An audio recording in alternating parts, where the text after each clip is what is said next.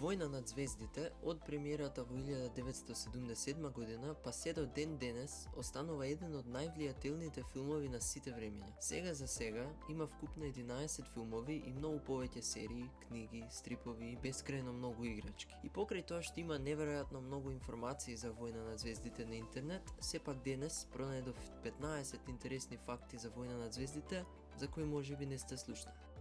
Кога започнала иницијалната продукција на филмот, името му било Adventures of Luke Starkiller as taken from the Journal of the Whills Saga 1, The Star Wars.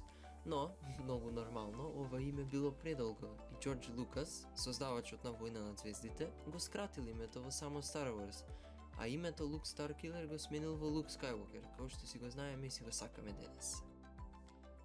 Ликот на Дарт Вейдер е еден од најпознатите ликови во историјата на филмот, но дали сте знаеле дека биле потребни тројца глумци за Дарт Вейдер? Точно така, телото на Дарт Вейдер е Дейвид Праус, лицето кое го гледаме во 6-та епизода е Себастијан Шоу, а познатиот мрачен глас на Дарт Вейдер е гласот на Джеймс Ерл Джонс.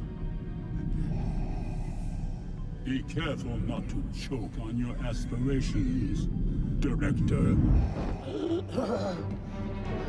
Ова е Јода, како што си го знаеме и сакаме денес, но дали сте знаеле дека на почетокот Џорџ Лукас имал идеја Јода да биде мајмун? Џорџ Лукас најпрвен мислел дека ако Јода е во форма на кукла, тоа не би било доволно реално за луѓето да веруваат дека гледаат филм.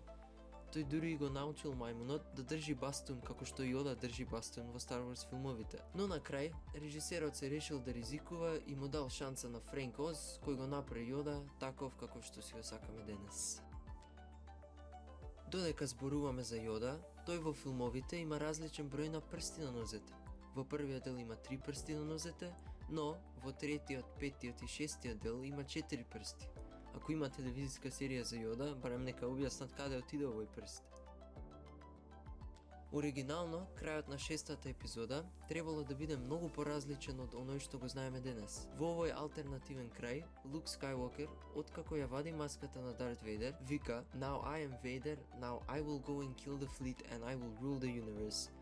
Но оваа идеја била укината затоа што Џорџ Лукас тврдел дека е многу мрачна и дека Војна над звездите е делумно и филм за деца. Многу е очигледно дека Лук е син на татко му, нели?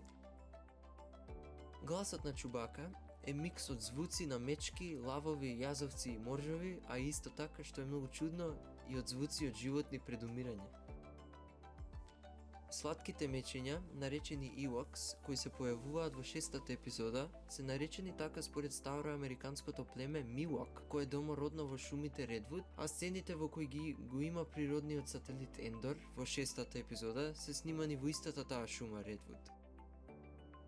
На глумецот кој го позајмува своето тело на Star Wars, Дейвид Праус, му е забрането да присуствува на конвенции и Star Wars забави, поради тоа што Џорџ Лукас го сметал за многу досаден. Сега тотално разбирам зошто толку бил нервозен Дарт Вейдер. Единствени ликови кои се појавуваат од првиот до 9-тиот филм во Војна над звездите се саканите C-3PO и R2-D2. Се појавуваат исто така во Rogue One, но не и во филмот за Хан Соло. Антони Даниелс го глумел ликот на C-3PO од првиот филм, но не му било секогаш интересно внатре во клаустрофобичниот златен костюм. Еднаш, дури имал целосен паничен напад додека снимал една сцена што до ден денес може да се види. Во 6-тиот дел има една сцена кога C-3PO лежи на земјата и кога едно чудно суштество му го јаде окото. Епа, внатре во костимот, Даниелс почнал да доживува паничен напад и не можел да го кажува текстот како што треба. Само се дерал get me up повторно и морале да го сменат аудиото во постпродукцијата. Come on, we gotta get out of here. Look, my eyes, Doctor, help! Wake me up! Beast! Харисон Форд е легендарниот глумец кој го глуми Хан Соло, но дали сте знаеле дека било многу можно Хан Соло да биде одигран од друг актер? Пред да го изберат Харисон Форд за ликот, имало повеќе избори од кои неколку се Курт Расел, Ник Нолте, Кристофер Уокен, Ал Пачино, Пери Кинг. Замисли, Тони Монтана би го гледале како се шета низ галаксијата со огромна куќа. Едни од ценетите елементи за трговија од Војна на звездите се специјалните монети од филмовите кои се менуваат со секој филм. Но, доволно бизарно, еден остров во Јужниот Пасифик, всушност, ги прифаќа овие монети како легално парично средство. Во 2011 година, малиот полинезиски остров Ниуе, кој се наоѓа на 2400 км од брегот на Нов Зеланд, објави дека ќе прифаќа парички од Војна на звездите во замена за храна, облека и други набавки. Тука очигледно има собир на сите Джедаи Сит на журка после некоја битка. Во филмот Rogue One, англискиот глумец Ахмед го играше Боди Рук, дефтерот и екс-пилотот кој се обидува да ги украде плановите на звездата на смртта со неговите другари бунтовници. Ахмед претходно веќе имал многу значајни филмски улоги, но начинот на кој е добил оваа улога во Star Wars е многу интересен. Поспецифично, аудицијата на Ахмед за Rogue One вклучувала испраќање на околу неверојатни 500 снимки од една иста сцена на кастинг режисерите, за да биде сигурен дека сцената што е снимал ќе биде апсолутно перфект. Глумецот рекол дека разговарал со кастинг директорот по телефон, кој притоа му кажал да стави нешто на лента и да му прати. Сигурно многу уживал кога му стигнале 500 снимки од една иста сцена.